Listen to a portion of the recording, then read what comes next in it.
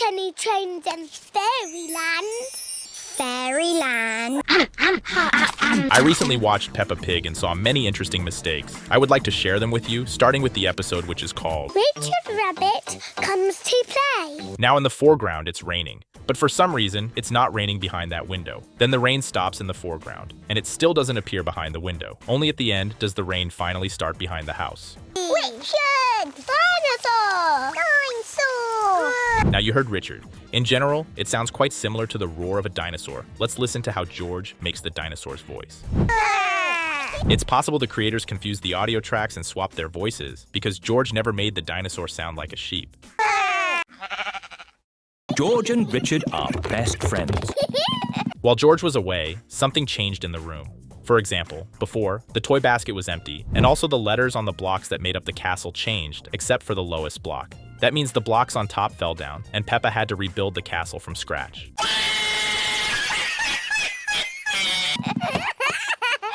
Between shots, the picture with the plane moved lower. George! You've knocked my house down. Please, George. I need this. My mom is kind of homeless. I love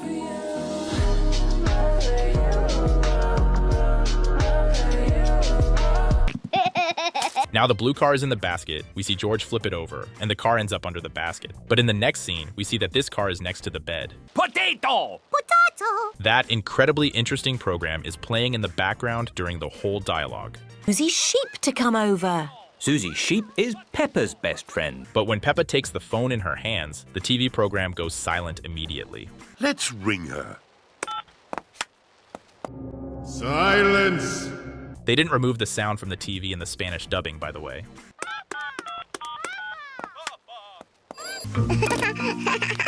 Here, next to the door, there's a doorbell, even though at the beginning of the episode it wasn't there. George! Now it's time to talk about how the artists break canon. Now Richard has a blue dinosaur, although in other episodes he had a red dinosaur. But that's not all. Besides changing Richard's dinosaur from red to blue, they also changed this other dinosaur from blue to red. I don't know how such a mix-up happened, but the animators allowed it. It is a hospital. These drawings on the wall used to hang higher. I mean, much higher.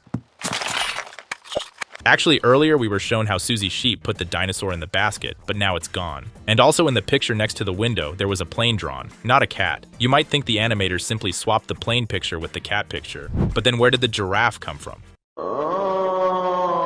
Now it is a railway station. The train's wheels are separated from its carriages, as if it were levitating. What's all this crying about? Look how tidy the room is now. Play outside. And after a short dialogue, the room is less tidy. And also someone shifted the pictures. The library. It is bedtime. What's going on with the window on the left? For some reason, its left half is a bit darker than the right half. This is especially visible if you increase the contrast. Can I have a story, please? No. The red monkey has a bath, cleans his bath, and goes to bath. In the open book, there are only 3 pages on the right. When Mummy Pig turns a page, there are only 2 pages left on the right. After she turns another page, there are still 2 pages. What's this one? The Wonderful World of Concrete. In this scene, the book's binding is on the left, though in the previous shot, it was on the right. And one more thing. In this scene, there's a toy plane and a car on the right in the basket. But in this scene, the plane is already gone. Then the car moves behind the dinosaur. I seriously don't understand why the animators change things the characters don't even touch. Interestingly, the book is written with a random text generator, but one of the artists still decided to tap the keyboard to get this word. The wonderful world of concrete. Concrete is soft. Still soft. And now... What? Concrete is a construction material composed of tomatoes, spaghetti, and fruit. Chapter 1.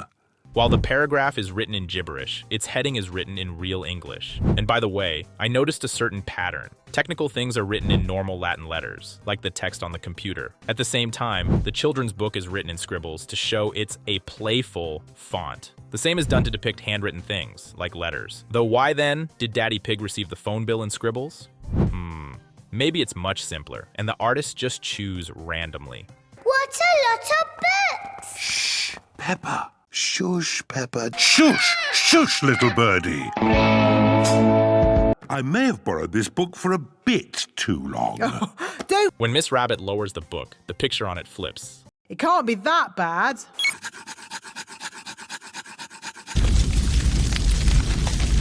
Nice. The children's section is over here. Let's focus a little less on mistakes. In this shot, you can see pictures with characters from the cartoon Ben and Holly, the first season of which came out just a month before this episode. And this monkey refers us to a future episode of Bluey. Although wait, maybe this particular one isn't a reference. It might be more fun. I bet it's not. Why is she opening the book from the middle? If I were Peppa, I wouldn't want to hear spoilers.